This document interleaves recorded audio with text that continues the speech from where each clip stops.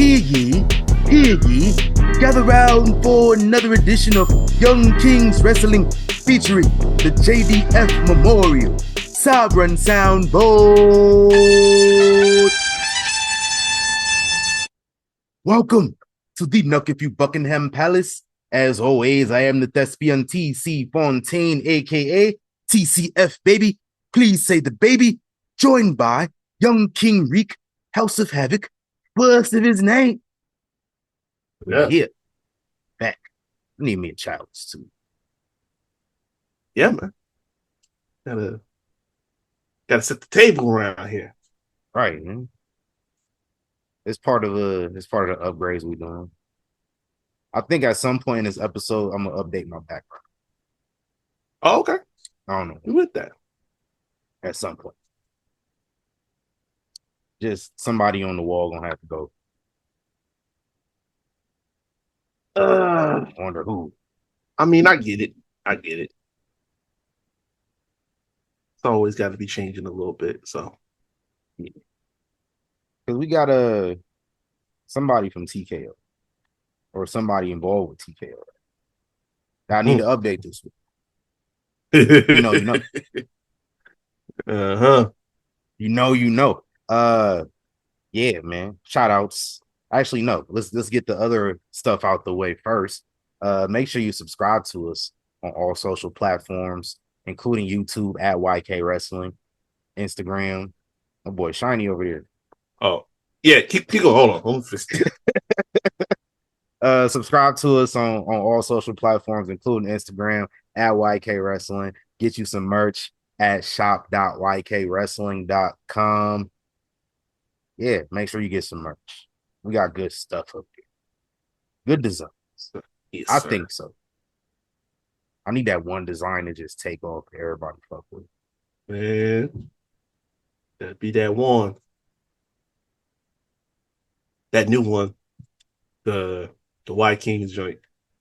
That shit hard. That's the one right there. I don't know. I'm gonna wear that. I'm gonna wear that to Pride style. That's the one I'm rocking. That's Disregard my Alexa. And we ain't even ask her nothing. Man, every time somebody walk past the door, it's like, let me know. Like, I don't really care. Like, people can walk past my door. Like, just don't do nothing at my door, is what I'm saying. So we gonna turn Alexa down real quick. But before we get into anything else, I want to do a shout out because we gotta and y'all can figure out who this is for. But we gonna smoke on this pack. We're gonna do an obligatory pack smoking. We got yes, this is the same cigar from Crowd Booing. This is the same cigar from January. Woo! So whoever this pack is for, it could be for a few different people. I'm gonna let y'all figure that part out. Mm-hmm. But we're gonna smoke on this pack like Cam Newton. Shout out to Cam Newton, man. Indeed. Yeah. Seemed like it was a good night last night. Yeah. Nebraska. Let's talk about that. Shout out to Nebraska. Hey, y'all had a good night overall. Yeah, 11-0 this month across volleyball, football, and boxing. Yeah, man. More on the boxing part later. So I want to talk about another boxer, RIP to Ricky Hatton, former junior welterweight and welterweight champion. He guest hosted Monday Night Raw back in 2009. Y'all remember the guest host era? Yeah, he was a guest host when they went to England during like the European tour in the fall. And he has a knockout victory in an official WWE match against Chavo Guerrero. Man, Chavo was going through it during that period. They was just Chavo got so many L's. Feeding him to all the guest hosts and everybody. And I heard too, because I don't know why I wound up listening to the Jake Hager interview. on with Chris. CVV. Yeah, I Yeah, had to listen to it too. I was like, he's who want to hear this shit? And then I ended up listening to it anyway. he said Chavo was that goddamn mascot. What mascot? That had me so hot. When Jack was doing the whole he had the eagle come out and then the Damn, costume. that was Chavo. He said that was Chavo. You could tell Oh I wasn't man. paying attention to it. Me either. I just remember like watching like highlights and stuff of it. I'm like, what the hell is this? That's why I ain't paying attention to y'all. And he said that was Chavo. I said, God, that's a damn shame, Hey, bro. hey, he did say that we got like a trucking company Yeah, Hall and that he Notes. started. Hall of Notes. That's funny. Like It sometimes is. niggas you don't like say something funny, you just gotta laugh. Well, was drunk as fuck in that episode too, though. He had to. He was saying some real Paul shit. That's Oh probably why he man. was just like, man, just going in on AEW because like, who gives a fuck at that Oh point where man. he at in his life and his career? Like, say whatever he wants. I said, I'm all aboard. Fuck Tony Khan. Like, oh, okay, all right. I hear you. Tell me more, player. Hey, come on here. Let's talk about it. Shit. Hey man, don't bring that motherfucker on here. What are you He doing he that? listen. He a civilian. He look. He can say whatever.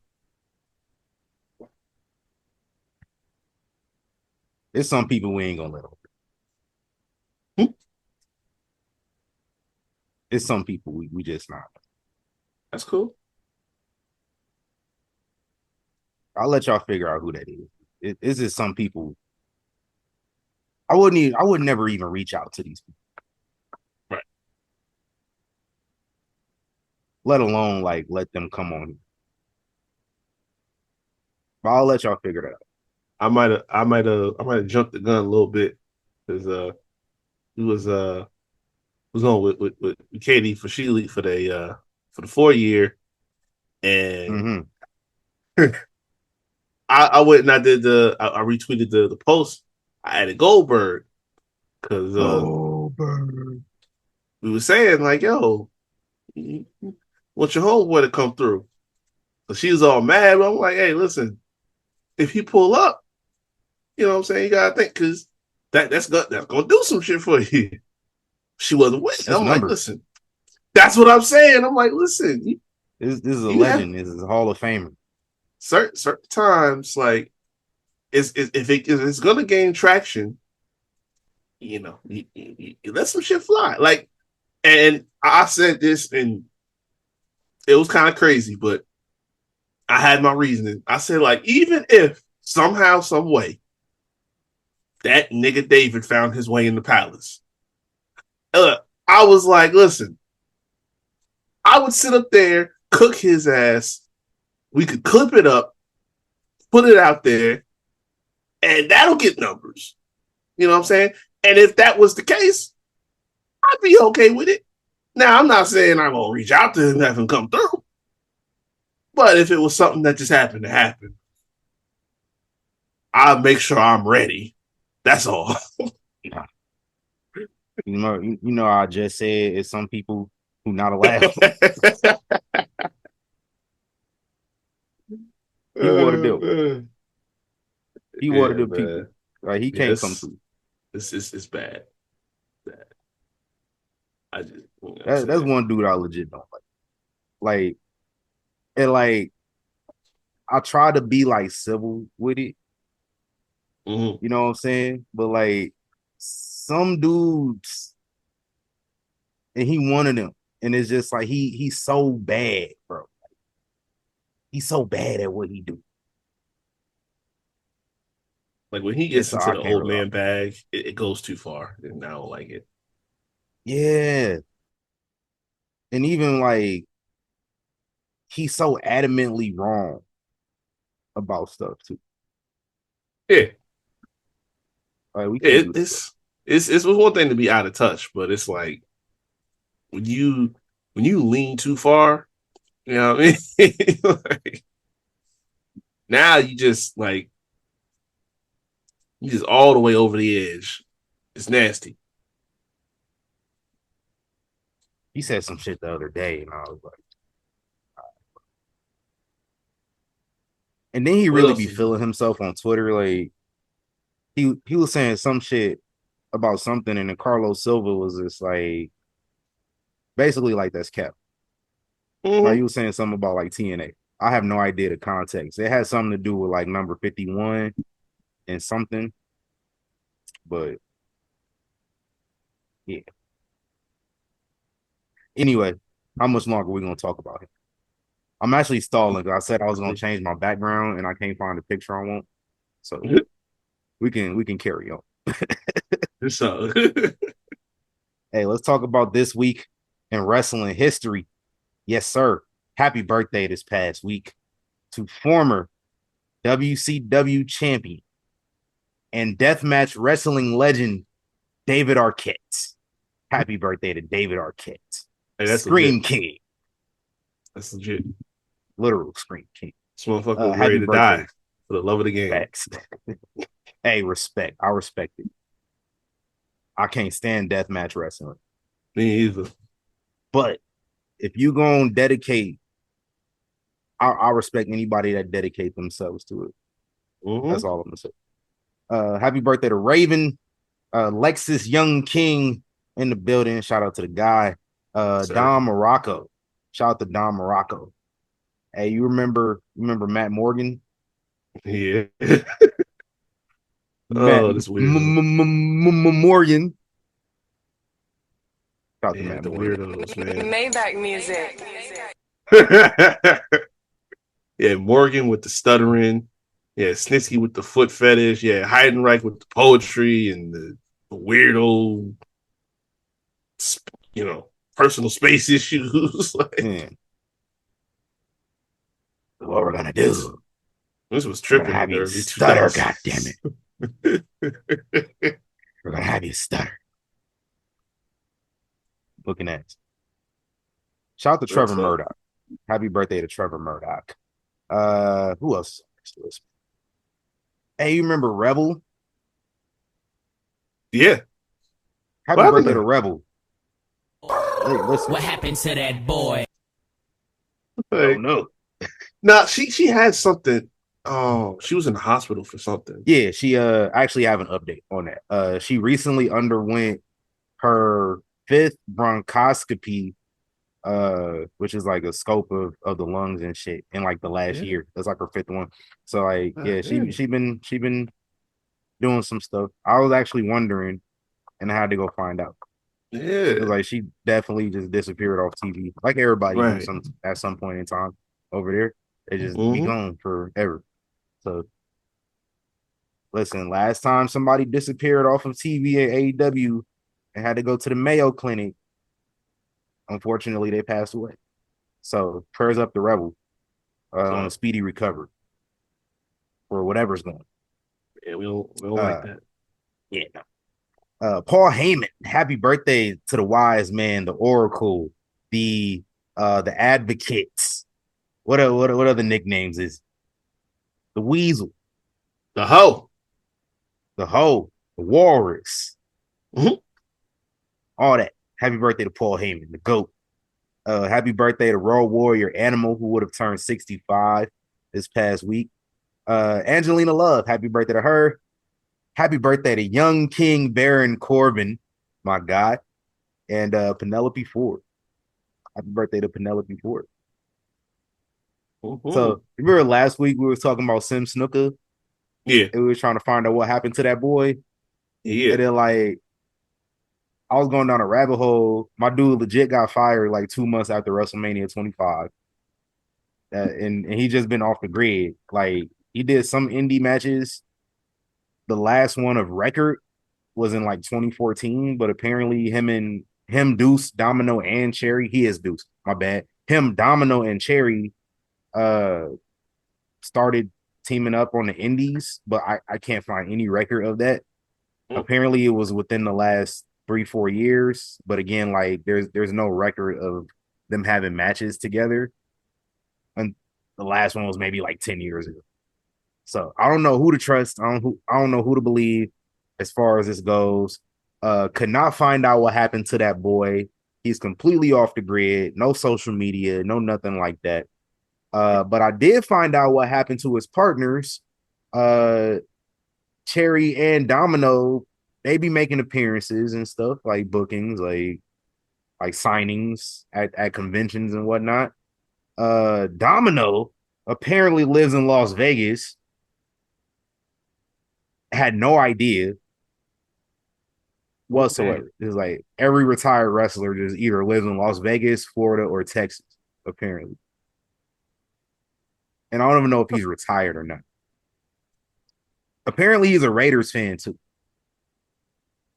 Well, I mean, Yeah, this dude had a picture of him at the Super Bowl with a Bo Jackson jersey on, which is so funny to me because like that's real hate right there. Yeah, I'm gonna wear a division rival jersey to the Super Bowl. That's gangster.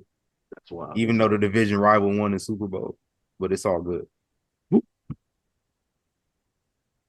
out to Domino. I think I seen like that Sherry was doing appearances and stuff like that. Domino I didn't know had anything going on. Nah. Now I'm wondering, like, do he train out here? Because like you in Vegas and like I've seen a lot of people within like the Vegas wrestling scene was like interacting with his stuff. So I'm like, he out here. Now I think he might need to come to the palace. Hey. And I'm older now. So I feel like I can be transparent and honest that I did not like Deuce and Domino as a kid. Couldn't stand them. I get that.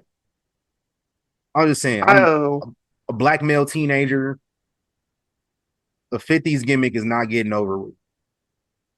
Yeah, I get that. I don't necessarily say I disliked them. I just like I appreciated the creativity because it's like at that point in time, especially because characters like were solid back then, y'all found something that was like it wasn't just another rehash or something else. Like, okay, we doing a little bit of grease out here. Like that was the vibe. I said, okay, all right. And even when they won the titles, I'm like, okay, this, it creates some depth in the division. It creates some intrigue in the division. So for it just being that, yeah, I could rock with it. I didn't care for him. I mean, Sherry, but like it just wasn't. It wasn't really hitting for me. But having them in the division, I thought was good. Yeah, it was a lot of tag teams back then. And if you were on SmackDown, you had a gimmick for sure. Oh yeah, like I think the only gimmick that got over with me though, as far as tag teams go, I don't think London and Kendrick had a gimmick. So like, I'm not counting. I love those guys. They just had chemistry. Yeah, they were just homies. They traveled together. I'm like 99.9% sure they were smoking weed while they was traveling. Oh yeah. And so they just got along together. And so they was cold and they started dressing alike and they looked like a real tag team. Apparently, I don't know who told the story, but apparently like they weren't supposed to hold the titles that long. Yeah. I think like they just forgot that they had them for a while. Hey, who was mad about that? Yeah. Cause like and it made sense. I'm totally paraphrasing right here. But I remember somebody said they weren't supposed to hold the titles that long. They won the titles, and then like a few months went by and they forgot about it. And then like now I'm remembering, yeah, they didn't start really getting used until like a few months into their reign. It was like somebody remembered that, oh yeah, they got the tag titles. Let's put them on TV. And they was cold. It might have been Paul London that said that. I'm not sure. But shout out to them. Oh yeah. The gimmick was fast as fuck, boy. Yeah, basically. But then you had like all the other tag teams around this era had gimmicks. You had Deuce and Domino. Yep. You had Eminem. Like they was like the Hollywood dudes. Yep. Loved Eminem. They was fire. Crime Time. Those are my niggas. I had zero care of how stereotypical Crime Time was. That shit entertained Listen, I had fun with it. me. Y'all listen, y'all would hate Crime Time nowadays, but Listen, having been born in Brooklyn, to hear some any wrestler coming from Brooklyn was like, right. I'm with it. I don't care. Like they Because had braids too. I had braids. it's So it's like like I see clearly myself in them. right. That was my thing. It's like it wasn't everybody had their own like Book was there and D'Lo, Mark Henry. It's like okay, cool. They each had their own like gimmick. It wasn't like again, it was clearly some Chappelle show shit, which really that's where it came from. Like somebody had Vince put on the Chappelle show, Was it and he like basically came the up. reparation skit? I think so. Yeah, it was one of them. But it's like based off of that, he came up with the Crime Time thing. I'm like, okay, cool. It is what it is. But it's like it's I black think people. JTG said that. I want to say JTG wrote that in his book. Probably. I've heard it a couple places before. I just don't remember like what the skit was. But no, man, black people being black people. You know what I mean? Like, Yeah. it's wrestling. Like, how we gonna trip? I remember the night they debuted, well, the day they debuted, rather, like WWE.com, they posted a public release statement on their website to get ahead of it. I remember this like it was yesterday. They said it's gonna be a new team debuting tonight. It was like before they ran the first vignette. Like they didn't debut, but it was like they ran the first vignette that night. And they were Oh like, man. got this new team debuting, and it's gonna be a skit in the style of like Saturday Night Live or something like that. They said basically like it's don't get offended at it. Basically. They Hey, put a little hey, I've never seen them do that for anybody before. and see, I never saw that. But you remember that first vignette? Yes, dude. I remember watching that shit like, yo, this is racist. Yeah. This nigga Shaq is picking his hair out. I'm like, what's going on here? I remember Oh that shit too, man. because it all just like this wasn't what I was expecting from that PR statement y'all put out. Well, I was legit expecting like a Saturday Night Live sketch. Like, no, this is some nigga stuff Yeah, right here. right. Shout out to Crime Time. RP Shad, man. Real RP talk. Shad Gaspard. This week in wrestling history, we're gonna say RIP to Chris Von Erich. Call that number. It's like Ricky Hatton, call that number. 988. That's what happened, Ricky? 1990s. Yeah, Oh my god. Damn. yeah, man. Which Because I like, know. he had well documented like issues of like depression and like, talking about how he slipped into alcoholism to cope with his depression and Yeah. all the issues he had going on. Like, so he's talked about it before, but it seemed like, I remember he mentioned getting help. Sometimes I guess like help ain't enough or something. And that made me feel away a little bit. Because like even if you're getting help, you still feel helpless, and it's just like, what can you do? Right.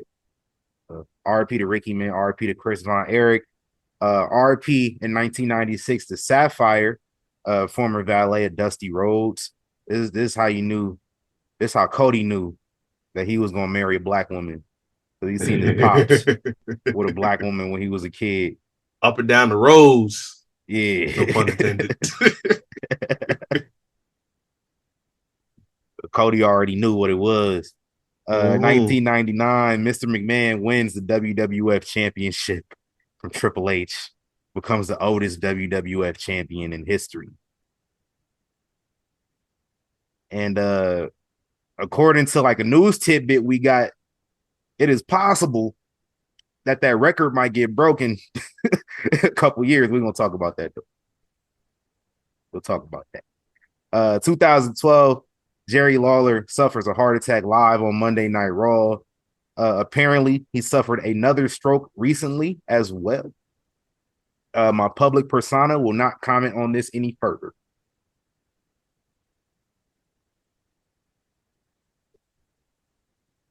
We will not. All right. Damn. Another RIP. RIP to Sean O'Hare. Again, call that number. Yeah. RIP to Sean O'Hare in 2014. And that one is crazy because it's like that one tripped me out. Because that gimmick he did was kind of like, almost that devil on your shoulder type shit. Yeah.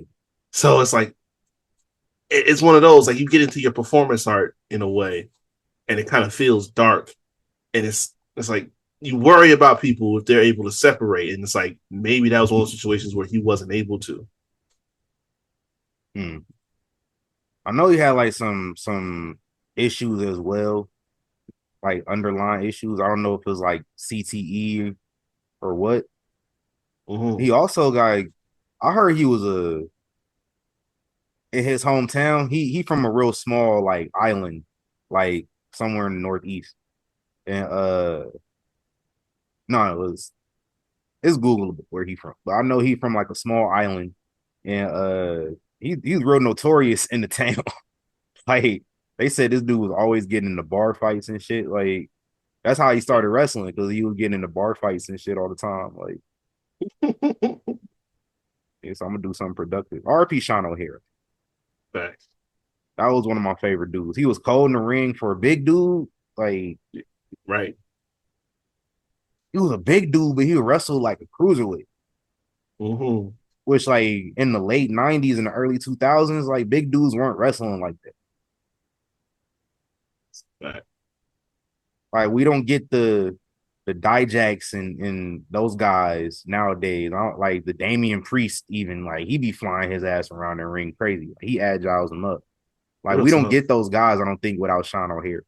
I think the only person Damian Priest is so obviously a Sean O'Hare student. Yes. I think the only person that really came close was like Tess, because Tess was really Tess was like that. Boy, hey, Tess had the coldest spinning heel kick, bro, and this motherfucker was 7 feet tall. Bro, so, the way he just, like, when he would do those running, like, the kicks, get the leg all the way right, bro. Tess had the best big boot anybody that ever threw a big boot in history. Yes. Because, like, I thought Tess was really taking niggas' head off. That big boot. Like, nah, bro. You too big to be doing this shit. The thing about, like, as a kid, you was kind of wondering, like, I mean, he cool or whatever, but, like, why he getting pushes like that? But, like, when you go back and watch Test, and you realize, like, nah, I see what they saw in Test, but, like, I don't know what it was where it never fully came together. And I don't know if it was that, like, y'all seen how Test looked when he came back in 06. That boy looked crazy. Change this shit up. It was the first time I could, like, look at someone and say for sure, like, oh yeah, this motherfucker was juicing. Exactly. 2006 Test was God. RP to Test too. RP to all the rest. We got a lot of RPs on this. Let's continue on. 2014 NXT Takeover Fatal 4-Way live from Full Sail University. In the main event, Adrian Neville retained the NXT Championship versus Tyson Kidd, Sami Zayn, and Tyler Breeze. I think this was the first NXT Takeover I ever watched live. Shout out to Tyler Breeze making his return to the WWE. I had to find that shit out going to the results, man. Don't nobody ever tell me nothing. And I just was tapped into the timeline and everything like that, and just kept seeing these pop-ups. Like, I knew Melo was coming back, but then I didn't even know that. Like, nobody told me that. Like I said, I had to find out from the results. I knew Melo gang back. Because I seen that clip he posted the week before when he was leaving. He's like, oh, y'all think DIY, I think that y'all the only ones who linked up like that? I got you. I'll be back. I knew who he was calling. But yeah, Tyler I didn't see coming, because Tyler hadn't really been. He's been with the company, but, like, he's been like in the background. He ain't really he do been like doing digital nothing. media shit. Like he don't got a performer Yeah, contract. right. So that Like one threw me. I'm like, I'm okay. pretty sure he might be coaching in the PC too.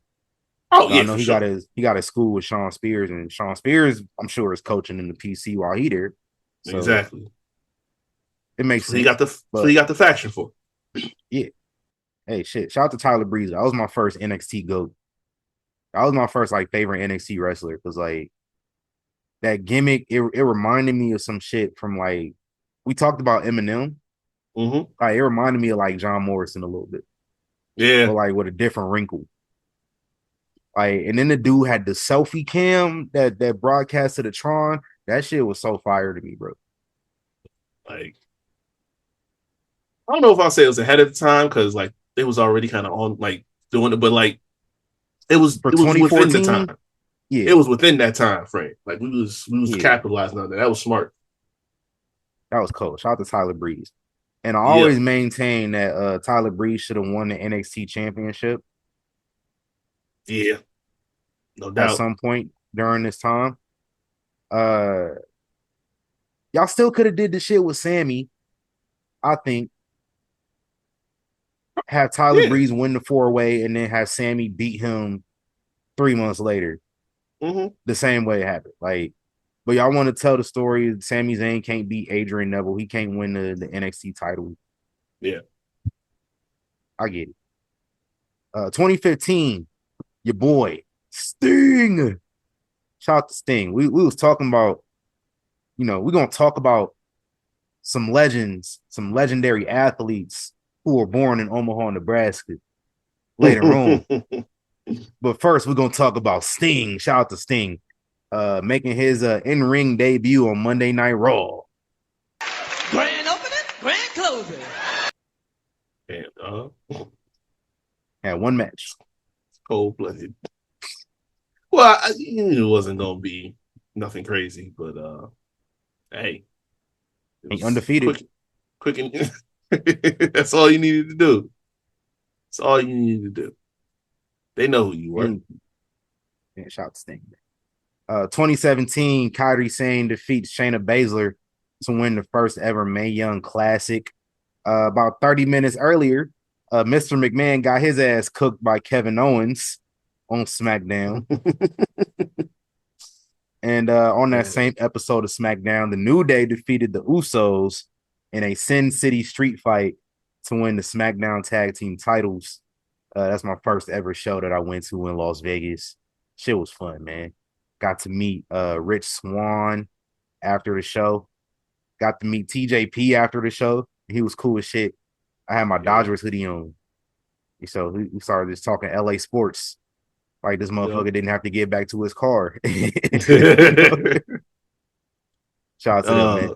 Hey, Devon getting to work with the Usos and the New Day was just feeding the streets. Like, Man, that whole stretch. that era, Yeah. like it was like a good three years Mm-hmm. between them two teams, and it was just cooked. A lot of history there. All right, so Xavier was hurt again. Is that what I've been seeing? I don't know that it's like what he said. Like he's probably like putting an extra spin on it. Yeah, like he might be because I know he hasn't been wrestling for a little bit, but it's kind of like he probably need to take a couple weeks and he just making a storyline of it with the whole Penta thing. Because he posted this picture the other day. It's like, bruh, ain't no. He had his hair all the way up so you can see. It's like, oh, I had this removed from the back of my head. Like, bro, there's no scar. That shit you posted looked like a fucking a skinned off chicken nugget wrapped in some. I don't know what the fuck it was, but like, come on, son. He working, but okay, yeah, I think probably just need to take a couple weeks. That's probably what it is. Oh yeah, take them weeks. Because the Usos is back. And like shit, y'all over here beefing with Penta. I'm tired of that. But like shit, Ray Phoenix, apparently he ain't got nothing to do now. Put him back with his brother. Oh, we're gonna talk about that. Yeah, we're gonna talk about that. But more on that in a second. 2018 RP to the lady wrestler, Ethel Johnson. Legendary. Mm-hmm. And then in 2021, Big E won the WWE Championship, cashed in Money in the Bank on Bobby Lashley on Monday Night Raw. It was like one of them times I was hurt to see Lashley lose. Right. But I was like, oh, but Big E won. Like I'm saying, if anybody gonna do it, I'm still hyped. Two Money in the Bank cash ins the same year. Mm-hmm. Kind of involved the same person.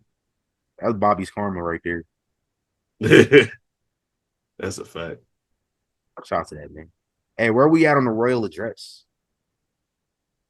So we want to just start off with the main thing, get that out the way. We getting that thing we was talking about for a long time.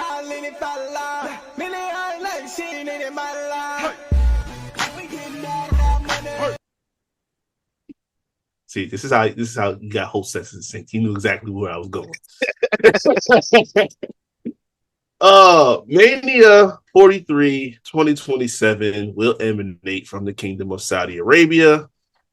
As per Triple H, Nick Khan, Turkey a la Sheik, they put it together. It's gonna happen. They already have the Rumble coming up in January, and now it's official. We're gonna take it over there. And they made the official announcement Friday.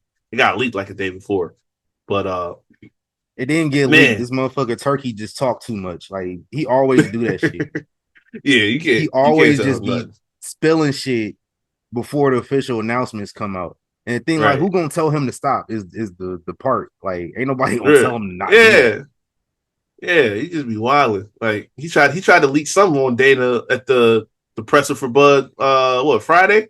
He's like, oh, Dana got a surprise for you. He's like, all right, I'll see y'all after. Appreciate y'all coming out. He just wrapped it up real quick. It was like, yo, bro, chill out. I mean, he leaked Canelo and Bud fighting before it ever got announced. He did. And it's like they didn't even have a venue for it. Yeah, man. Like it got to the point they had to announce it officially, and there was like no venue attached, like nothing. Right. The boy talked too much. Yeah, man. Hey, I'm a big person on body language. I seen everybody standing up there behind Triple H. Everybody looked tired. Everybody looked like, man, what? Boy, like I know the checks is gonna be insane, but it's like, man, y'all dead ass gonna drag us all the way out there. Like we can't even celebrate and have a drink after WrestleMania, like, bruh. Like, and you know they're gonna have to go out there probably like 2 weeks ahead of time, something like that. So like, yeah, so they're gonna probably be out there close to a month just off like setting up for Mania week and everything like that. Like, bruh, Seth looked mad. Like everybody else had this stoic face on, like, huh? This is what it is. But Seth, he had the big ass shades on, but you could see his face. He was tight. Like, some bullshit, but we gotta do this shit every year. Bro. That's my Seth Rollins voice. That's what it's gonna get to, man. About to get to that point. Yeah. Hey, this shit just gonna take place in Vegas and Saudi Arabia every other year. This is about to be don't threaten me with a good time. Speaking of that, so hold on. Oh, what's up? You know who ain't getting WrestleMania? Oh my god. London. They laughing at you, nigga. I told you I was gonna laugh if Saudi got a WrestleMania before London. Not only did Vegas get 2 WrestleManias before London, Saudi Arabia got a WrestleMania before London. That's crazy. Y'all, here's the thing. Y'all be so mad every time they do something in Saudi. It's just like, oh, Saudi's this terrible country and they got a terrible government. Oh shit. Well, why we want them to go to London so bad then? If that's the case, that motherfucking country is responsible for every other country on Earth having an Independence Day. Basically, they the really original Saudi motherfuckers. We really want to talk about it, and y'all don't want to. Shit, maybe they should stop doing shows in the U.S. if that's the case. Oh God, real talk. I've always said, like, I don't give a fuck. Them fans, they love it. They deserve to see an actual WrestleMania. Even though WrestleMania kind of getting watered down because like they making all the events major anyway, which like is starting to nullify the point of WrestleMania in my eyes. But that's another conversation. Like, we could talk about that at some other time. To you in my notes. Oh, all right. Let's continue. Because TKO president Mark Shapiro had a couple things to say. First and foremost, about that, Wrestlepalooza is next week on the 20th, and going forward, they want that to be on the level, I guess, of a SummerSlam or a WrestleMania. They want to kind of bring that energy, that vibe to this show. I mean, it's the first one that's going to be under, technically under ESPN streaming platform, but they want to make it on the level of that. So you already have your big four, technically big five if you add Money in the Bank. So Wrestlepalooza would ideally be factored into part of that rotation. But also, and this is the part that got all the attention, was he talked about how Vince McMahon in his business model was specifically targeting to pricing for families. And he said that Vince did not take enough opportunity to take advantage of the opportunities of maximizing profits, much like how the UFC does their pricing. And Mark Shapiro says that's exactly what we're going to do, is maximize. So the price of the brick not only went up, it's going to continue to go up. And now that we have a deal with Saudi to do a WrestleMania, we might be looking at some dark days ahead if you ain't ready. This thing is bigger than Nino Brown. This is big business. Eesh. Yeah, we up there, man.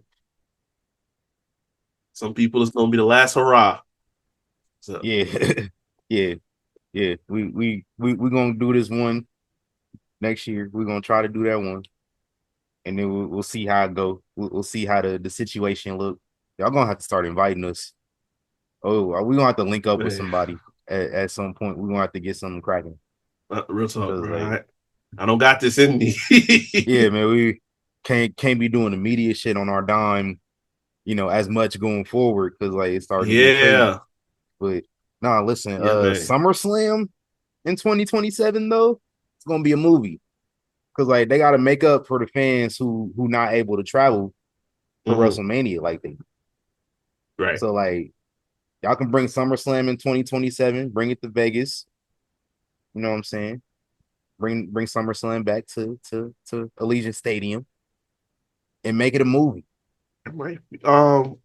Like just make that shit go crazy. I know next year it might Minneapolis. It might be. Yeah, next year's in Minneapolis. Indy might get it low key. Yeah, they might. They got a deal. They can wait though. Fuck that deal. Vegas got a deal too. Hey, Vegas gonna get Wrestlepalooza in Vegas in 2020. Vegas is gonna get something at this point because we supposed to get a minimum of 2 a year for the next 5 years. That's whatever. I mean, we probably already got the shit allotted for next year for Mania weekend, but y'all can come back later in the year, and then I want a Royal Rumble. I want a Royal Rumble. I'll pay for that. That is a must. I haven't crossed the Rumble off my list. That is a big one. I need that. I'm gonna need some legends. Yeah, I need to get some Saudi money so I can start dictating shit that I want on this show. Hey, you gotta get some shareholder money. I mean, I got shareholder money. I don't got shares like everybody else.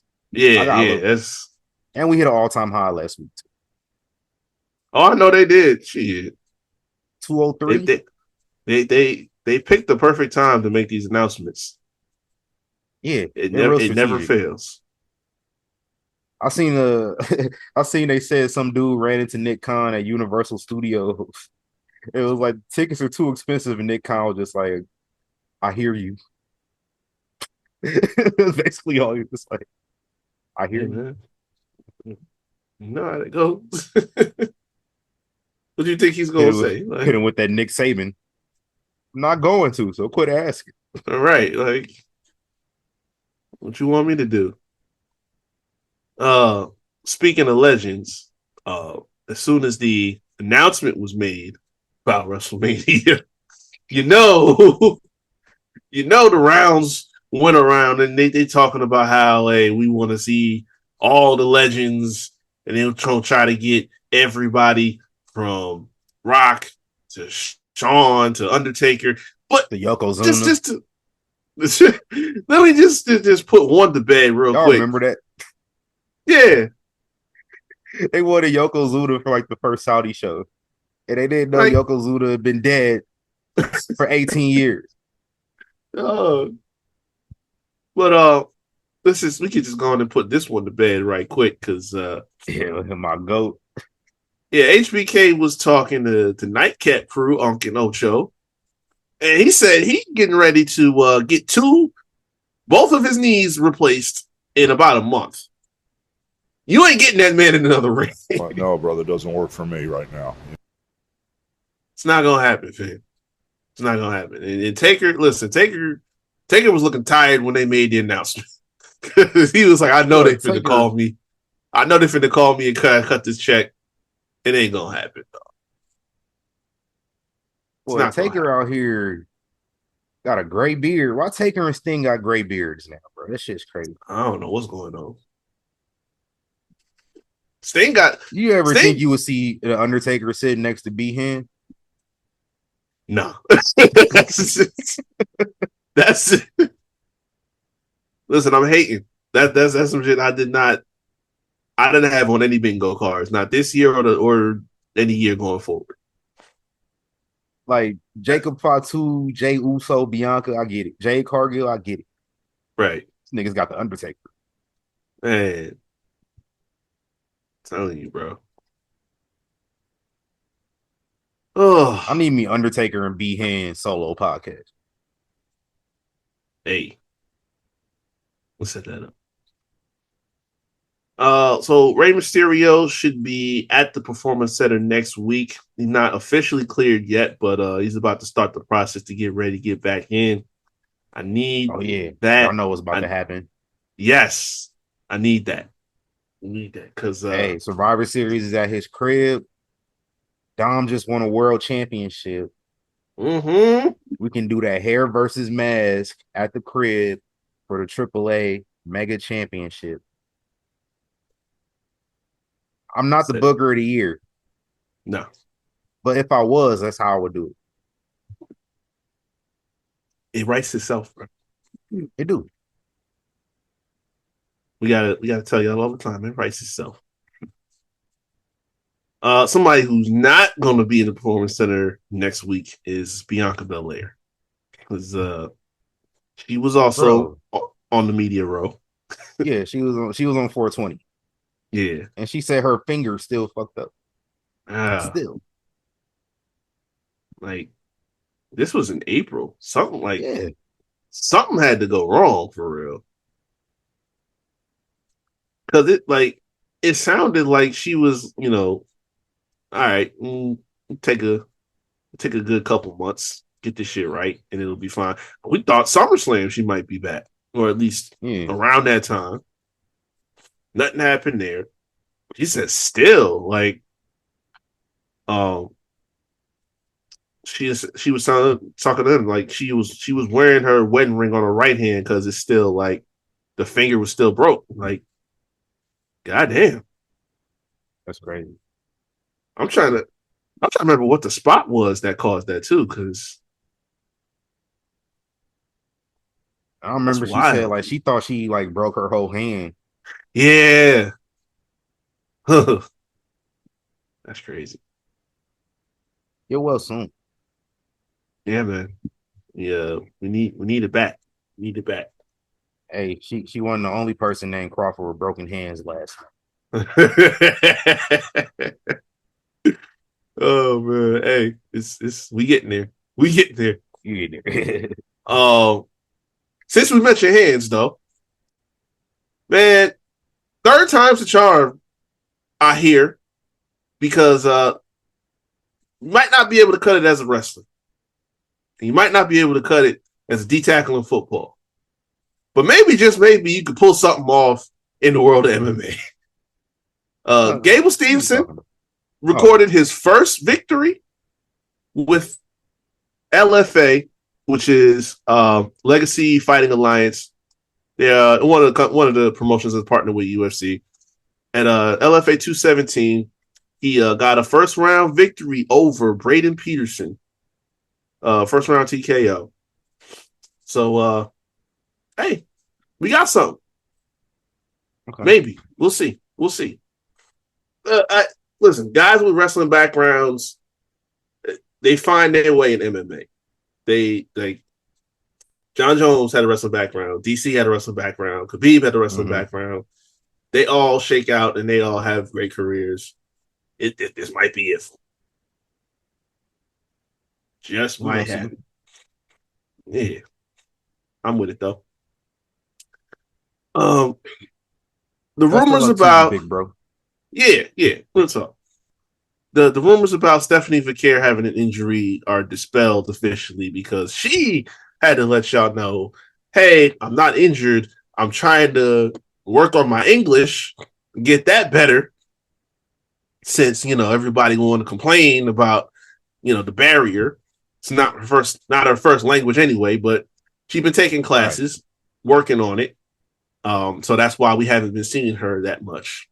And obviously she's got the match at Wrestlepalooza with Io Sky for the women's world title. She's good to go. She has no injury issues. She's 100%. She just wanted to let y'all know. And this one I'm not happy about. I understand, but I'm not happy regardless. So Andrade is officially out from WWE. And with each day that goes by, we get more and more stories that come out about it. Because apparently he has not been heard from the company for a couple weeks, at least. They're trying to reach out and not hearing back from him. There were creative issues because him and Ray Phoenix were supposed to win the tag titles at Clash of the Castle. So the match. So Street Profits had the match with Y6. So apparently that was supposed to be Andrade and Ray, and they were supposed to win. Okay. So that they didn't hear from him. So plans had to change and put Street Profits in there. Then, and I had to sift through some of this because I ain't really trying to quote everybody because everybody thinks they know shit. But there was alleged that he had a wellness violation, that he was escorted out of SmackDown prior to his hiatus. Just a whole bunch of a slew of stuff that was coming up, in the sense that there were some issues going on. So and just come back, bro. Yeah, a year ago. So Sports Illustrated broke it down a little bit and said, so the wellness violation was a positive test for a banned substance or or he just, I guess, said failure to produce. So I guess he didn't show for a test or didn't take the test. But yeah, that and the creative issues, because he had the suspension. They were supposed to run the angle with Ray. That didn't go down. So yeah, there's a lot going on. But man, look, put Ray back with his brother, man. You might as well, because you're not putting him on TV otherwise. But look, man. Maybe answering open challenges, you know he's not gonna win. I mean, I won't be mad if he win it. Obviously, I wouldn't, but like, you know, he's not gonna win. So, like, at that point, I don't be caring. Like, I will take it, because Lord knows I don't. I like the idea of open challenges. We need those. We need more of those with our mid card titles, but man, I don't want to keep giving into this sinking feeling that I have that Sami's going to win a big match in January and piss me all the way off. Yeah, I know what's about to happen, man. It's in Saudi Arabia. It's gonna happen. Please no. Please no. The only other thing I got, did we bring up Wardlow last week? I don't remember what happened. So he had been off TV for the longest. He get hurt. Yeah, he came back and immediately. Yeah, the torn pec. Yeah, we talked about it. So yeah, he's gonna be out for a while. Okay, all right, but that's all I got. It's a damn shame, though. Right. I know, man, because didn't he just come back? It's either he had an injury, or they fumble. They don't know how to use this motherfucker correctly. They don't have the creative for him. So it's just he's been getting a raw deal across the board. You ever gonna take your ass to the performance center? That's what I'm saying, man. Like, I think, especially in the upcoming years, and it's the messed up part is they got so much money behind them, like as far as they salaries and their contracts go. Yeah. That, like, that's the main enticing thing. But if you care about furthering your career, it's kind of ass backwards to get your money first and then go and try to improve. Right. But like, honestly, that's really the choice, because like you just gotta treat it like an indie where you getting paid. And then you go to the WWE. And if you want to continue your wrestling career and do things as far as that goes, at least, and this is for folks that are good with managing their finances and managing their money. Mm-hmm. If you can manage your money well, or if you have money to manage when you come in to the WWE system, they give you finance classes and shit in the PC. So if you got a whole bunch of money from AEW and then you go to the WWE and you kind of learning how to manage that money better and invest it and everything, like, it could be a good business decision to go to the WWE when you already got bread, but now you want to improve in the ring and further your in-ring career. And if it doesn't work out there, you got money, you kind of have more resources than you have more connections than you have, 100%. Mm-hmm. Just from spend 3 months in the performance center, you got more connections than you had your whole years of wrestling, depending who you are. Right. Like, you got coaches, you got whatever other system and network that is there. Mm-hmm. So it's a smart decision for guys to get paid and then go, versus like grinding it out, risking whatever injury or career issues that you might have being in WWE. You might not gel within their system. You might not work out, but at least you got some money to help move forward. And if you got to go back to AEW, then I'm sure they'll take somebody. Yeah. I mean, they have to wait too, because it's like every time these injuries come up, they just tacking on more time to their contract. Right. So that's the other thing that's rough thing about it. Yeah. Get an agent. Negotiate your contracts for you. Yeesh, man. I Like, know. not I a lot of know. wrestlers have agents. They negotiate their own contract. Right. It's a couple of them that needed one. Yeah. I'll be hearing more nowadays about wrestlers having agents though than before. So yeah, they do something different. Yeah, it's very necessary. Like, why? Especially with corporations, multi-million-dollar contracts, you should probably have an agent that's letting you know like something happened. Because I will have to get a clause in my contract. Like, if I get hurt, like you ain't adding no time into my contract. Right. Like, we're not gonna do that. What I'm saying, bro. Like, my contract is over at this point. It's over. So this shit that especially with Tony and them, like, nah, bro. I I would remember it need was such some a big deal when representation. Vince did that. I That's remember true Vince too. did that. It was such a big deal. Mm-hmm. But now, like Vince ain't around, it's not that big of a deal apparently. Is now it's oh you have to honor your contract. Now it's crazy. Yeah, so because nobody's a big fan of the corporations, but listen, at the end of the day, and like it's crazy because everybody talks about this whole thing with TKO and the Saudi deal, and it's like none of this happens if Vince doesn't set the stage for it realistically. Right. Like there might have been differences in how they saw things, but at the end of the day, he was sending them to this one way or another. And it everything that came with it is just a result, a byproduct of it. Yeah.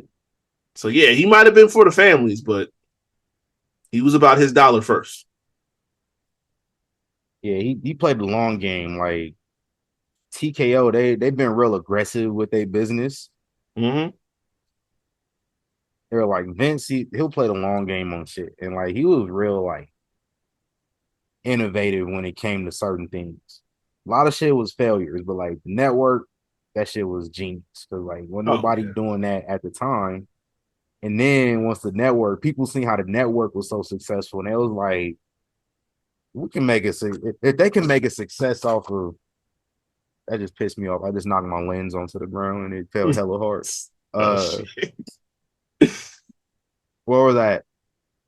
If they can No, make this streaming platform successful, then we can make our streaming platform yeah, successful with shit that people actually want to see. yeah. Outside of wrestling fans, who was watching WWE content on the network? Nobody. It was for wrestling fans. Like even if you was a lapsed wrestling fan, you weren't subscribing to the network outside of the month of April. Yep. So yeah, that dude he put a lot of stuff in motion, and Yeah. they And running with it. I was just talking about this earlier today. Like the pay-per-view model gone. We saw it last night. If you got a Netflix subscription, you can see the fight. Paramount did a deal with UFC. You don't gotta pay crazy prices for it now. You got a Paramount subscription, you can see every UFC event that takes place. I don't care how big the fight is.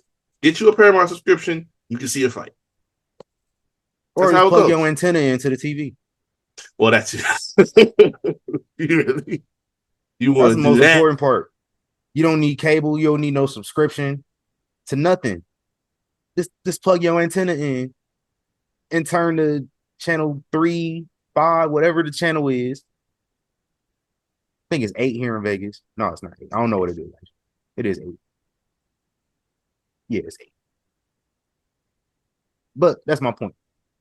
Even like ESPN, like just need a cable subscription Yeah, that's it. to watch WWE. So like shit changed 10 years ago. It was just like you need all this streaming shit for everything. And they seen that's I think a lot of people started to see years ago that bubble was going to burst. And so like Oh now yeah. we on to the next thing. So like, what's the next thing after that? Like the fact that pay-per-view survived 30 years is crazy. Real talk. People And the coming fact back that in it survived 2025 like is crazy. another 10 years after people really stopped wanting, motherfuckers been pirating shit forever. Like, Man, I think listen. piracy has gotten worse with streaming because now like they making shit that's so inaccessible. Which is like I kind of appreciate this the NBA coming up because like I don't really care if they got games on ESPN. They got like one game a week on ESPN now. Yeah, I don't it's need like ESPN to watch basketball. I got Prime. I got Prime in general just because I got like Prime for delivery shit. Like now I can watch whatever. And then what's the other one? Peacock already got that too. yeah. So like I'm good on that. I can watch way more NBA than I've been able to because it's more accessible. True. I don't know how we got into this. I don't either. Niggas just be talking. I'm gonna update my background, man. Yeah. Is it that time? Yeah, it's that time, man. Let's talk about the fight, man. Woo! This ain't wrestling, but I don't care, man. Bud a wrestler. He was a wrestler before he was a boxer. He a big WWE guy. You know, Yes, they be sir. selling He got Terrence merch. Crawford WWE merch. Yeah. You know what I'm saying? Yes, I sir. got me one of them too. Shout out to that. Hell yeah. Shout out to Bud, man. Undefeated, Boy. 42-0. Boy. James Worthy number. Man, Listen, Bud threw that first punch. I was like, yeah, let's sit back and get comfortable again. Bro. Defense was crazy. I did not expect consistently through those, I'd say a minimum 10, 11 rounds that he won. I was not expecting it, one, to keep that pace. And, Canelo, his thing is, obviously, he's the bigger guy. He's got the strength advantage, the power advantage. And it's like, for most people that watch him, they figure, oh, if he can just get Bud into a corner, if he can just, apply that pressure, eventually he can wear him down a little bit with that power. For every one shot that Canelo was throwing, Bud was sending like three back. Throwing three in the back. I'm like, oh my God. And it's like, yo, the first 4 rounds, he barely even touched Bud. So I'm like, hold on. Like, you gonna fight back? Like, what's going on? Right. I think the only round I could feel like he actually did something. I said, okay, Canelo got that, was round 5. After that, it was just like a good 9th round too. Yeah. At that point, it was like, okay, yeah, we just gonna, because you can see right around midway through to the tail end, it's like he was getting frustrated. He was getting mad. He was the bull that kept seeing red, and Bud was just just the matador, just like, hey, come through, what's up? Like, but it's like, man, the more it goes on, it's just like, damn, bro, you cannot catch this dude in a spot. Like, my guy had the Jordan face on, had the tongue all out, like, hell yeah, just pop. Like, bro, that I believe that Bud would win. I didn't believe he would win like that. Like, that was a rout if I've ever seen one, bro. Like, honestly, I thought it was gonna be worse. I'm just like, because I gave Canelo a little benefit of the doubt. Like, I'm like, okay, like, maybe if we get to, because I know early on it's like, okay, you might feel each other out a little bit. Not Bud. He said, no, I'm gonna feel his chin real quick. Yeah. But I'm like, man, if we go into the later rounds, that's where like Canelo might, because at the end of the day, the judges want to give this fight to Canelo. They want, because the scores was, I'm like, hold on. It ain't that damn close. Like, it ain't that damn close. Let's just keep it won unanimously, but like, hold on, like, yeah, ain't no way. This was like, once I saw it, it was like what, 80, 85, 89. I'm like, Wait a minute. What are you talking about? Where you getting your info from? But yeah, no. If I figured if it gets to like the later rounds and like it's close, then that's where things might get a little shaky. But I didn't see nothing close at any point in time, bro. Like I said, that round 5 was where I said, okay, all right, he got that one. And then Bud came right back in round 6 and was like, nope, no, he don't.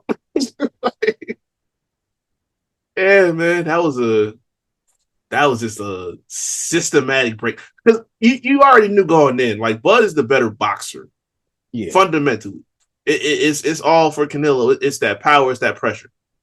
So he knew he was the better boxer, but my God, it's just he didn't look like the smaller guy. He just he just looked like, hey, we good.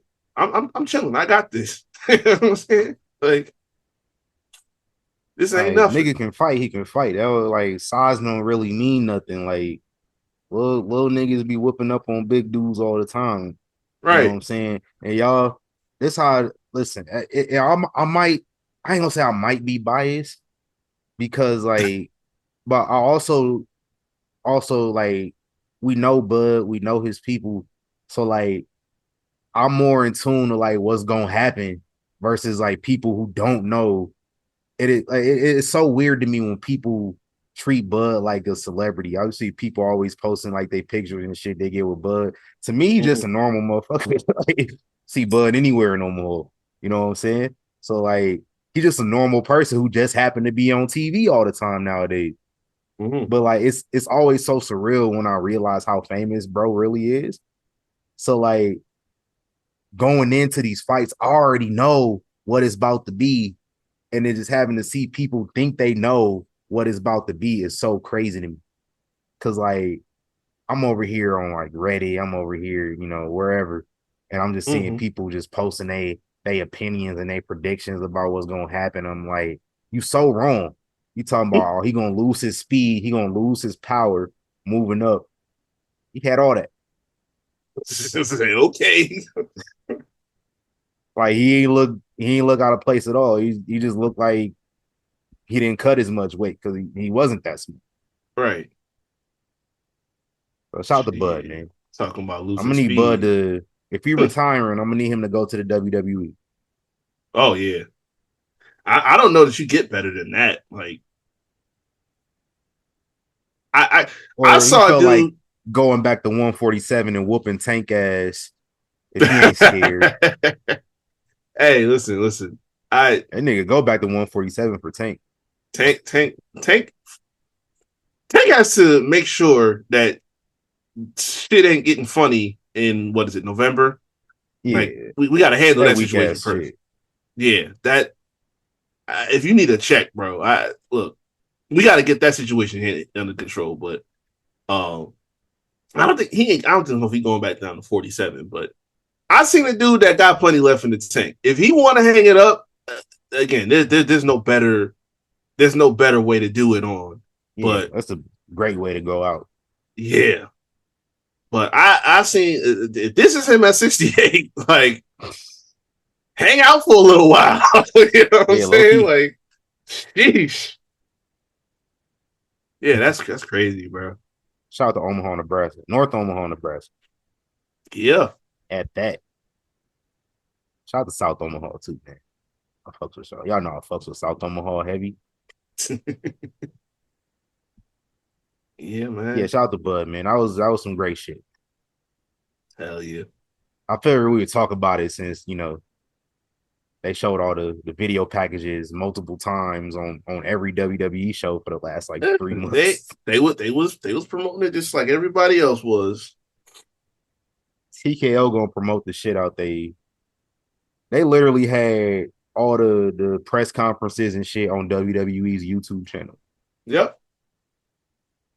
They be showing the bull riding and shit on YouTube. That's crazy. I remember a few months back, I got an alert for some bull riding on WWE. I'm like, what? I don't get that shit out of here. But look, at the end of the day, whether it's TKO or Turkey and all of them, if this is the direction we going in, as far as just promoting combat sports, but specifically boxing, like if this is where we going, I'm all for that because listen, I don't be dialed into boxing like that for real. Obviously, we seen the way that it was going, but if we get shit like this going forward, sign me up. Need more of this shit. Yeah, cut down on some of the theatrics and maybe start this shit a little earlier. Because when they said the weigh-in was at 6 o'clock, I was like, nah, G, I'm good. Because like my plan was like, you know, I thought I would get off work and head straight to the arena. But like I seen it was at 6. And then I seen somebody posted a video outside of the arena at the time I got off work, which is like 3.5 hours before the shit started. I was like, nah, I'm good, fam. I wanted to, but I'm good. Yeah, man. Shout out to Malik though, man. He was out here getting that work in for We Magazine. Yeah, I seen him. At the Grand Arrivals too. What's up, apparently he ain't been getting none of the stuff we sent. What? Yeah, that's what he said. So he said start a new chat. Okay. Yeah, go ahead, start a new chat, B. We'll see how this goes. Yeah. Shout out to Malik though, man. Shout out to Bud. And we got niggas was scared, so we not going head to head next week. But we got All Out and Wrestlepalooza next Sunday. Is it Sunday? Is it Saturday? Saturday. Wrestlepalooza following All Out, excuse me. And let's run this down, man. We're gonna switch the way we do predictions up. Instead of predicting each match one by one, we're not gonna do all that because that should just take forever. And we will be on here talking for another like 50 minutes. And don't nobody want to do that. Cause like high key, I've been whooping this cold's ass for the last like week. Like I just been trying to get sick. Really? And I've been whooping his ass like vitamin C crazy for the last like several days. I might be overdosing on vitamin C soon. I don't know. We'll find out. But so we're gonna switch it up and do it a little differently here. We're gonna run through each match on the card, and then we're gonna give our predictions for whatever we want to give predictions for. Or any hot takes or whatever. So All Out, we got the first televised Edge and Christian match in Canada since 2000. That's crazy. Yeah. Edge and Christian versus FTR. We got the Hurt Syndicate versus Ricochet, Khan, and Toa. We got Mercedes versus Rio for the TBS Championship. John Moxley versus Darby Allin in a coffin match. MJF versus Mark Briscoe in a tables and thumbtacks match. Okay. Tony Storm versus Jamie Hayter versus Chris Statlander versus Thekla for the Women's World Championship. Who's Thekla? I heard of her. Who the fuck is Thekla? I can't put a face to the name, but I hear about her all the time. She's been there for like this is a little short white girl. Yeah, she's been there for like a minute. Thea Hill a little bit. Yeah. She's Australian, apparently. Austrian, excuse me. She's from Gunther Hood. Oh, okay. Australia and Austria in there. We got Australia, Austria, UK. Yeah. And shit. I'm assuming Chris Statlander is American. Last time I checked. Where's she from? Texas, Oklahoma, New York. Neither of those are close. Really? Long Island, New York. Be damn. Shout out to her, man. She attended college in New Jersey, but left after 1 year to train as a stunt double in Brooklyn. That's what Wikipedia says. I mean, stunt worked out well, man. He ended up being a wrestler. I'm about to say it checks out. Yeah. Shout out to her. We got Hangman Page versus Kyle Fletcher for the AEW championship. Okada versus Takashita versus Mascara Dorado or the Beast Mortos for whatever was it, unified championship, I believe. Yeah. And then we have Brodito versus 3 teams to be determined on Dynamite this week in a fatal 4-way ladder match for the tag championships. Hey, the tag champs. Hold on, I gotta get some more context. Yeah, no, Brodito. They got so many tag championships in that company. I don't know which one. Brodito won the titles from Hurt Syndicate. Did they? I remember that. Yeah, I knew Hurt Syndicate lost, but I didn't know. Yeah, it was Brodito. Okay. Well, I think it was a triple threat. Yeah, it was a triple threat. Yeah, Hurt Syndicate didn't get pinned. I knew that. Yeah. And then there's also the return of Eddie Kingston. Eddie Kingston back versus Big Bill. Oh, shit. Where was Big Bill? There's 2 returns as far as I'm concerned. Facts. Got any predictions for this card? Oh, man. There's a lot of I don't care in this. Yeah. For what's supposed to be their second biggest show? Yeah. I would say pretty much all the champs retain. Maybe Rio, because at some point, with the levies is gonna break with Mercedes. So, I mean, my God, give Rio something because she was there from jump and she was your first women's champion, and I think the average casual fan of AEW today probably don't even know who she is. So we should probably fix that. I see they're trying to make a bootleg Cody out of Kyle Fletcher, and that's nasty work. It really is. But he ain't gonna win anyway. Yeah. I don't understand this Kyle Fletcher stuff either. Like, I never did. I feel like he's a guy who could be good, but like as per usual when it comes to folks in AEW, we can't never let guys just end up being good. It's just like the moment they do something is just like straight up super unnecessary hype. Mm-hmm. And I think that takes away, like, it has the negative effect on those guys, in my opinion. They do. Because it's like that's what they do from, and that's how it's always been. Even before AEW had their first show, there were a whole bunch of people that I had to see get hyped up, and then the time I actually got to see them, I wasn't impressed. Like, Hangman Page was one of those guys. For sure. Kyle Fletcher is becoming one of those guys. Daniel Garcia is somebody who I think can be very good with some molding, but it's like, who's gonna do it over there?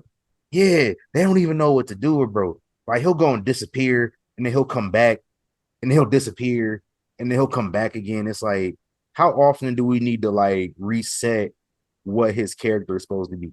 Apparently, he done pulled up on John Moxley, or I don't know, he done pulled up on somebody.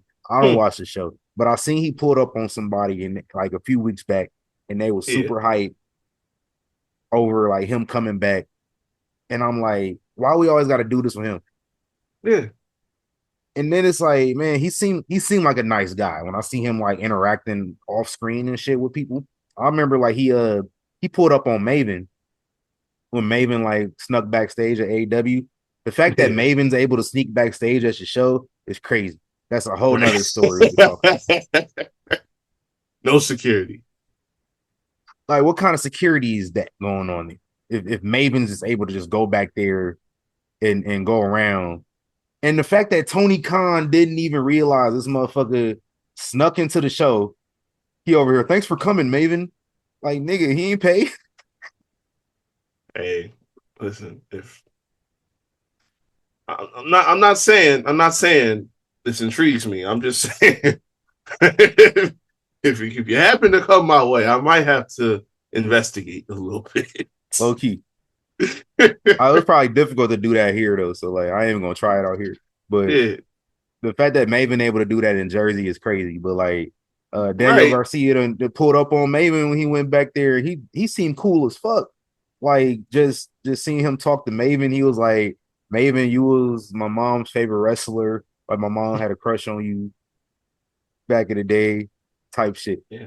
Like he seemed Okay. cool as hell. So like he a Yeah. guy that I would want to root for, but like they don't give me a reason to root for Daniel Garcia over there. Yeah. And it's like you could tell he gets it. You know what I'm saying? Yeah. Just from the basic standpoint, like And he wants to be better, I think. Like a yeah, lot of people you can look at them and see that they just satisfied where they are, getting their money, like working minimal. He seemed like a guy that's really hungry to do something. And he's what, 26? Like he's still young. yeah, But like he needs some molding to yeah. be that guy. He gets One, it. he don't He got has no swag. oh yeah, but That hurts. he has a talent in ring. He has that ability to connect with the audience, which is That just too. one or two things all you need. It's like Taker said the other day. You have to have moments. It's about moments, it's about storytelling, but you have to have the connection with the crowd. He does that. So it's like you said, like he has that ability and that willingness to get better, to learn. But again, who is going to do that to maximize his potential? You don't have that. Back to that word I like to use. They don't have that structure to build him to that point there.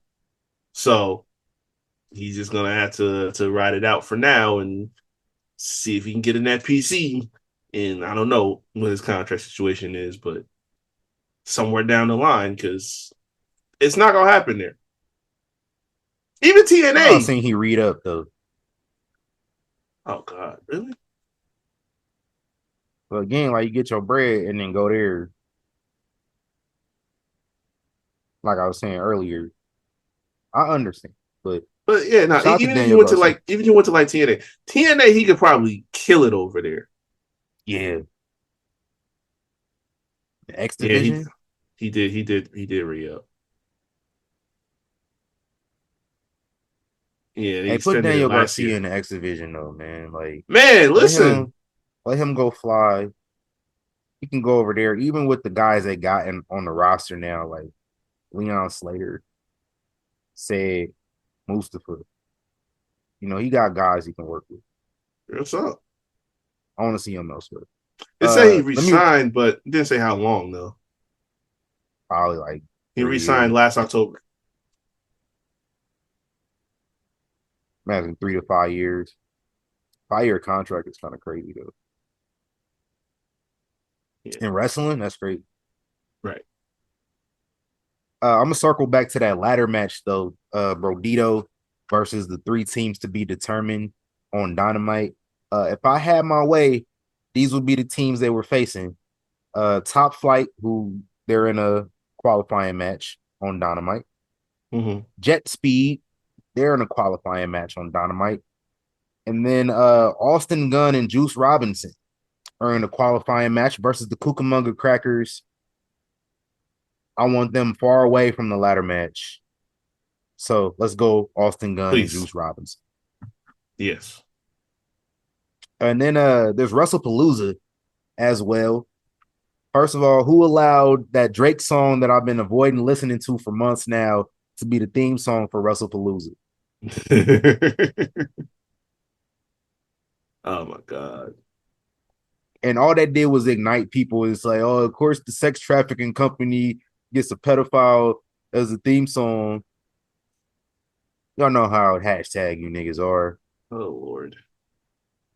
Meanwhile, Okay. the same week y'all was over here gassing up Don Callis, but now we got a problem with sex offenders and what have you. Y'all was gassing up Don Callis because he said something about Stevie Richards And it's like, dog, Stevie Richards. I know Stevie Richards wasn't like no legendary name or nothing in the business. But like, even Nick Collison played like 15 years in the NBA. Oh my You know what I'm God. saying? Oh, I know that name too. Nick God. Collison, Seattle Lord have, Supersonics, Oklahoma City Thunder legend. oh my Lord. Like, Man. my point is, like, you don't gotta be a superstar, all-star name. You can still get work. And Stevie Richards got work in the biggest companies in the world at one point in time. And he was on TV. This dude basically had a show that was his show in the WWE. Yeah. This dude was on Sunday Night Heat every week. And I know that Sunday Night Heat, but like he was there. They trusted him to work on this show. That's my point. Mm-hmm. Like Stevie Richards is somebody that was trusted. So for people to act like just because he wasn't a big name in wrestling, that he not allowed to comment on things. Come on. Cut it out already, man. You know who the head trainer is in the performance center? Motherfucking Matt Albert. Bloom. Matt Bloom. Albert was never no superstar. No, sir. He got Would that mean tenure. Albert don't know wrestling? He had tenure and he was That's it. trusted. They trusted him in a match with the Undertaker at WrestleMania. There you go. You mean to tell me just because Albert wasn't no world champion that he didn't matter in the grand scheme of things? Like, people keep things ticking. You need an Albert. You need a Stevie Richards. You need a Nick Collison in your locker room to keep shit going. And y'all be acting like Stevie can't go and say how he feel about things. This dude done seen shit. He done seen his co-workers. He done had his co-workers and friends die off of certain things in the business. He more qualified to talk about shit than a lot of other people. And like, we want to talk about money. We want to talk about reactions. Stevie Richards got more heat and right to censor than I think Don Callis ever has in his whole career. Low key. I didn't know who the fuck Don Callis was until he popped up with Kenny Omega. I didn't realize he was the motherfucker with the long hair and the cell phone back in the day. Cyrus. I didn't realize he was him.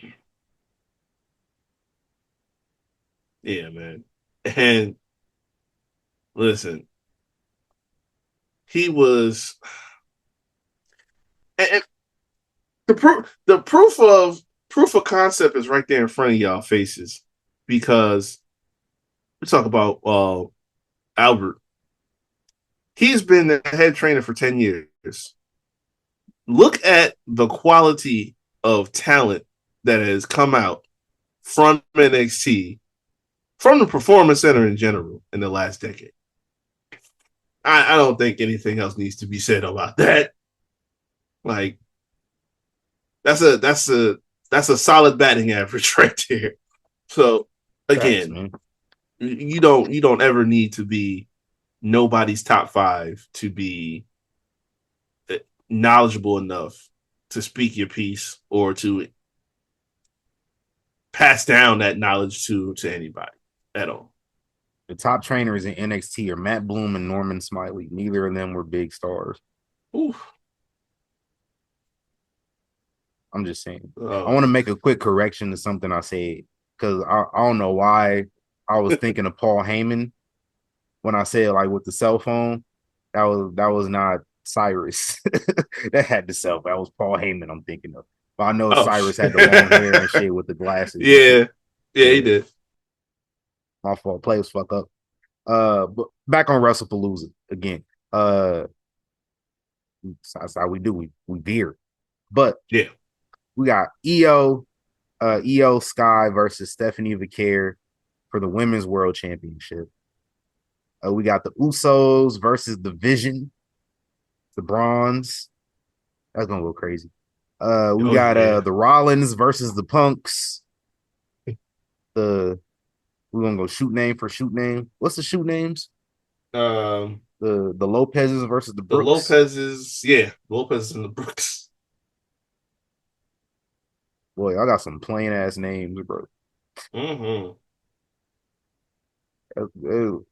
Hey, wrestlers shoot names be plain as hell.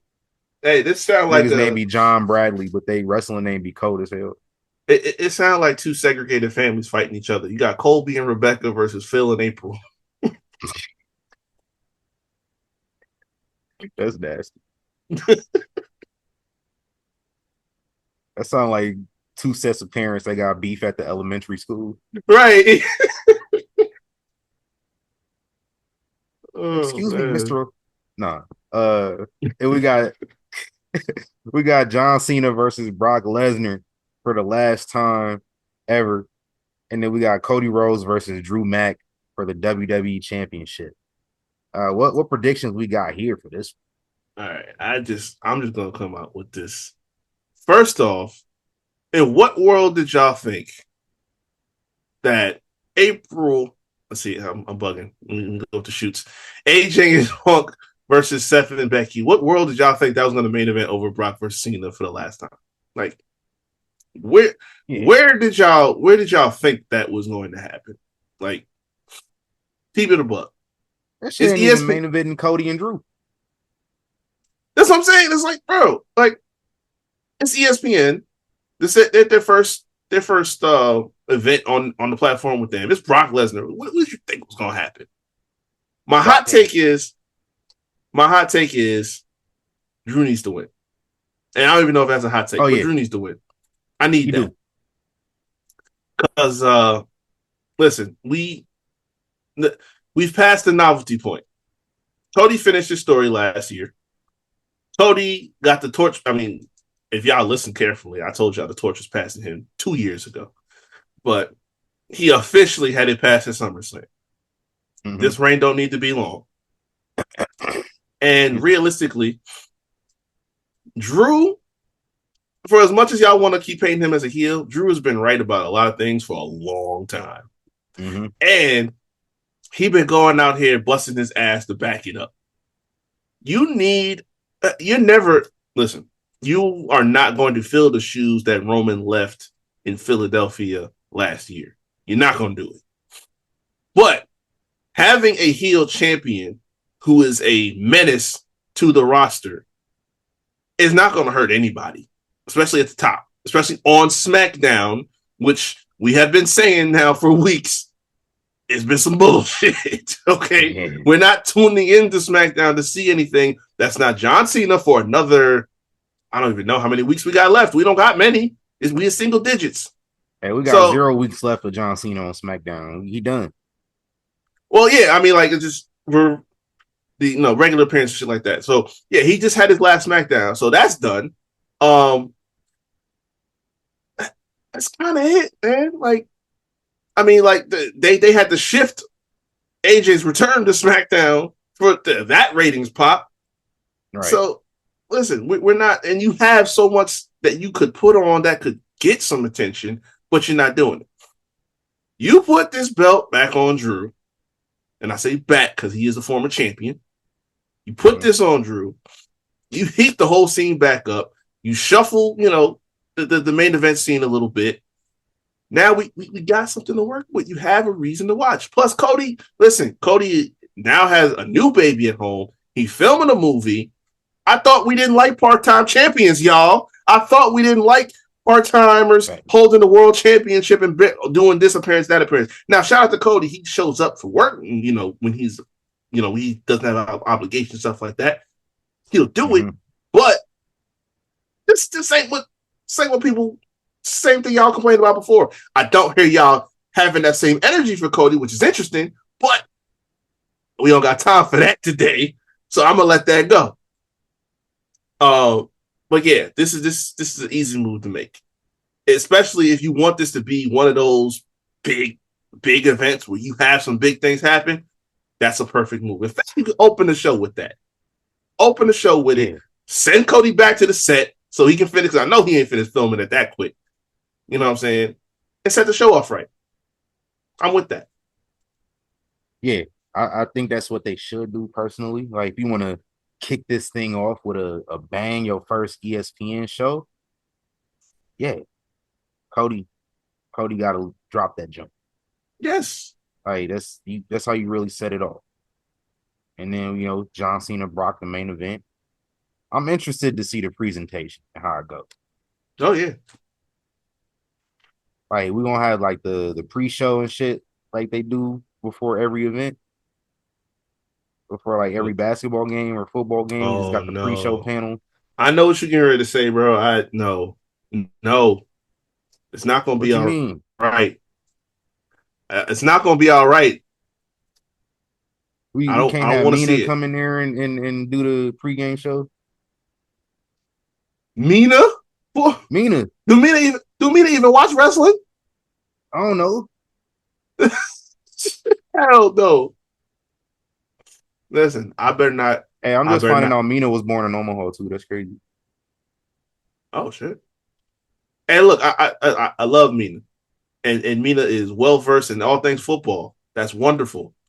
I better not see her. I better not see no who else? If it's not Joe Tess, because Joe Tess, he got the ESPN Connect. I don't want to see him. I don't want to see Scott Van Pelt. I don't want to see what you mean you don't want to see Scott Van Pelt? Listen, they don't watch. I know they don't watch wrestling. Scott Van Pelt is great. He don't watch wrestling. Like, come on now. Maybe after they made the deal, he started, brushing up on his stuff so he knows what he talking about. He a professional. We just talked about this on Canelo show. You can't have people that's true who just start tapping in when it's popular to have these like you. If you're ESPN, that's for his job. Like if your job say, "Yo, we got this new thing. Let's brush up on your knowledge of it." That's what you gonna do. They doing like they don't have to talk about wrestling. They Nightcap and all them. They don't have to talk about wrestling. They are talking about it because it's more popular, but like they come up with their own topics. That's their own stuff. Whereas ESPN is like, we got to deal with this company. We're going to need all of our employees to familiarize themselves with this product, which like I might be giving ESPN too much credit. Yes. On that remark. Like the only way I can see that is expect that from them though.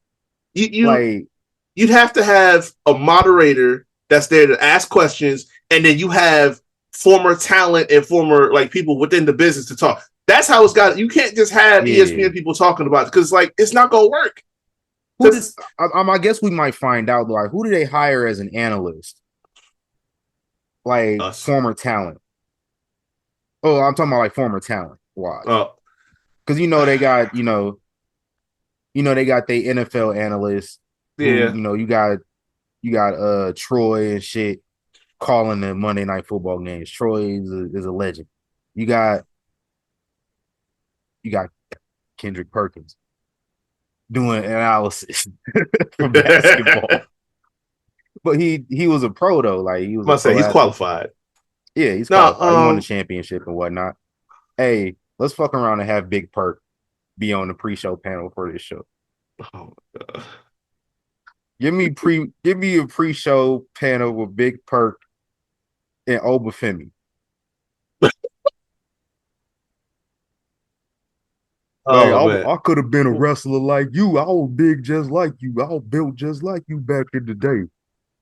I mean, that's my Kendrick Perkins. They kind of already have the people though, because like I would think Pat, Biggie. All right, Biggie. Yeah.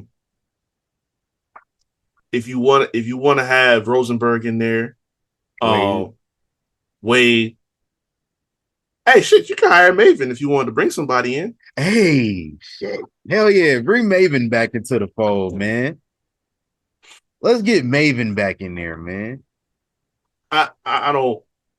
It's all love. I don't be one for trying to advocate for other people that crazy, especially when they're already doing dope. Imagine putting Chris Van Fleet on that. Hey, hell yeah! On that would be fine. I'm with that.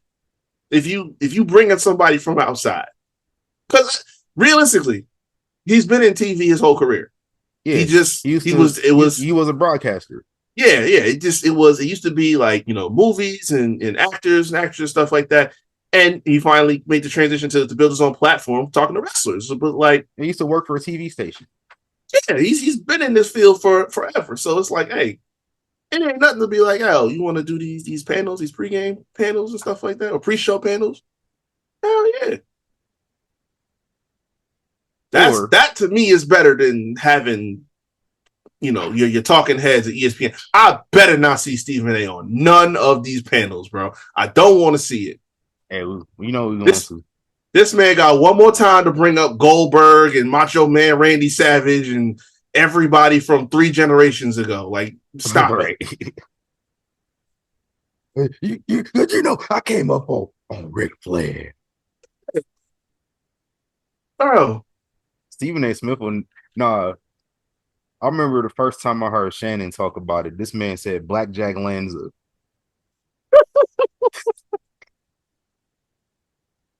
Oh my goodness! Like, who think about Blackjack Lanza? He do that all the time. Like, listen, that's his favorite name to bring up too, though. Yeah, it's like, listen, we Ric get Flair it. And Blackjack Lanza. You watched in the old days. I get it. We don't got to keep talking about that every time you talk to another wrestler, bro. Yeah, that boy was watching the AWA. Yes, AWA, Georgia Championship Wrestling. He was on that Georgia Championship. Yeah, of course. Like back in those days when it was still the territories. That was the only shit he could watch was Georgia Championship Wrestling. Yeah, man. Like, whatever. You probably got to watch like some Jim Crockett, that the early WCW shit. Yeah.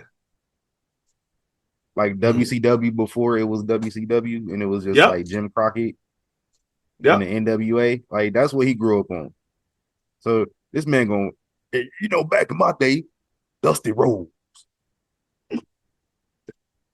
Yeah. The American Dream. Mm-hmm. Imagine Dusty Rhodes and Shannon Sharp having a conversation together. Oh. That's one of the rare times I would have to watch a podcast at 1x speed. Or else I ain't gonna understand nothing. Let me say something. Shannon Sharp, the American Dream wants to know, now you spent $20 million of your own money on what exactly? That was not a good investment, Shannon. That was very bad business on your part, sir. Oh, come on now, Dream. Come on now, Dream.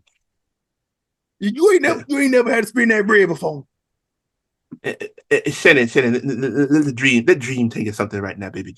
I didn't spend no type of money on the ladies. The ladies were spending money on me, you understand? Because the dream was special. The dream was special. The dream was a treat to behold in your city, baby. I wasn't spending money on. I can learn you something. I can teach you something, Shannon. If you just come on down, down to Florida where I'm working. I'm going to teach you something. The dream is going to learn you on how to get right because you've been making some bad business decisions. Now, Dream, we needed you back in Club Shay Shay back when I was in Denver. See, and it's what I'm telling you. So I'm telling you, the dream is trying to tell you, Club Shay Shay is running because the dream was walking back in the day. I taught you all how to walk, baby. I taught you all how to move. You know what I'm saying? The dream had the style before y'all had what y'all boys call today swag. You know what I'm saying? The dream had it all, baby. The dream had it all. Oh, we had that fur coat. I had me one of them too. I got mine. I said, all right, this is crazy. We just did a whole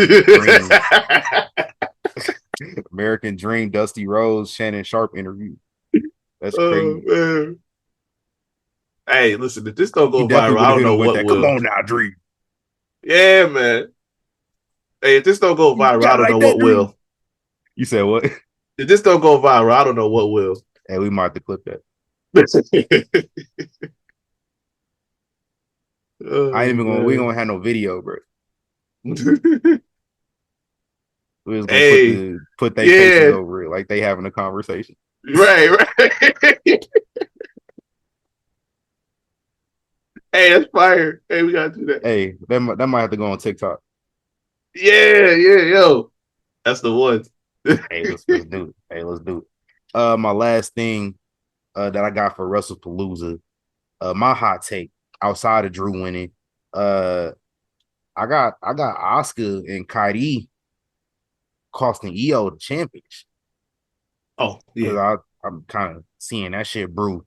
Oscar just being the territorial big sister, and she ain't gonna let EO talk to nobody. And then I guess I don't know. I don't like how that's going. No, I don't like, either. I'm feeling like real sad for EO. Like she big tripping. What is going on around here? Like damn, bitch, I can't talk to nobody. Yeah. But yeah, that's easily what's gonna happen. Like I was one for saying like because it was so like we kind of fast tracked everything with Steph. Like we don't need to have her win it right here, right now. But because of that story that's going on, it's like at some point something is gonna burst the bubble. And listen, EO and Oscar is going to be fire flame times 10. Like I'm dialed in for that. So that's gonna be dope. Yeah, or maybe she win the belt and then they turn on her afterward. Maybe that's another option. Because if you don't want to put the belt on Steph so soon, then that's probably the way we go. Yeah. Because I tell you, we say this, we've said this plenty of times in the past. Going through the quickness with the fast track and everything, like we get it. If a talent is talent, you maximize it. But you got to remember, it hasn't even been. We haven't even gotten to 2 years, young. It's been She came in last summer? I think so, yeah. Yeah, so we haven't even. We just got a full rotation around the sun. Like she was NXT, the North American champion, the NXT Women's Champion. She was the double champ, first one to win both championships. She comes in, she's in the Rumble, like debuted on the main roster. Like at some point, we got to slow this thing down because just listening to the crowd, like when you get too much too soon, the turn is going to happen faster. And I don't know that she's ready to be a heel yet. I'm sure she could be, but the people love this talent. So let's keep it easy. She's been off TV for a little bit. We talked about that. She can have this match. She doesn't have to win the title. And let's just get her back in the groove and work our way back up. That's all we need to do. She can win the Rumble. She could. Although, I have her behind Lyra in my picks. Because Lyra, I think, is moving. It's just happening right now. Yeah. I wouldn't be mad at either of those. But yeah, that's my last hot take. Yeah, shout out to Brock twerking. That was crazy. This man, listen, I don't know where he buying his pants from, Walmart or what, because buying them cheap ass fabrics, man. It's like the second time. Right. It's like the match with Cody. Like he took them crossroads and his pants was tore both ways from the front. Like, dog. You got to listen. You after 25 years, you got too much damn money to have them cheap ass pants on. Because he don't spend it. He had a farm. Right. You know what I'm saying? Like he ain't spending that. Like, bro, buy some pants that ain't cheap. You know what I'm saying? I mean, be out there wearing Levi's. Yeah. I don't think them was Levi's. It was definitely Wranglers though. Something like, good God, bro. He don't buy no Truies. Oh no, ain't no way. He probably don't know what Trues is. He ain't never seen the horseshoe pants before. Nah, man. Shit, he probably don't even gotta pay for them. Shit, like I know he knows some of the people. Yeah, like get a brand deal. You got the brand deal with them. What's it called? The bearded butcher and all them. Like, yeah. Hey, this motherfucker, he probably knows somebody around him that's like a textilist or something that just make jeans for him. See, we saying this right now. He probably gonna get a deal already, especially after that shit Friday. Hell yeah. They're like, hey, listen, they calling him right now. Like, hey, Brock, I see you're having a problem with your pants here.